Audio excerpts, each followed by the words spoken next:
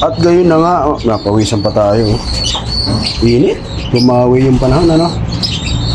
Silipin po natin mga katoto yung ating ibon. Hinagis po natin ng kabanatuan. Tingnan natin kung nandito na. Iyon, oh.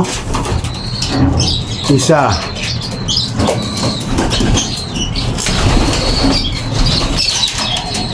Ano ba isa? Ito, dalawa.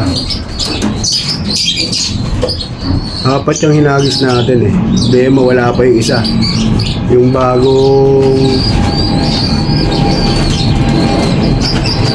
training lang yan. Pahabol natin mga katoto. Hindi pa dumadating. Tsaka si Berong. Dalawang ibon pa lang po ang dumating sa atin mga katoto. Sa oras na ito. 2, 4, 6, 8, 9, 10. 12 po kasi yan eh.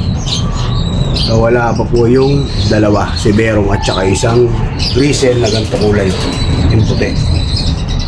Malaman po natin yan hanggang bukas.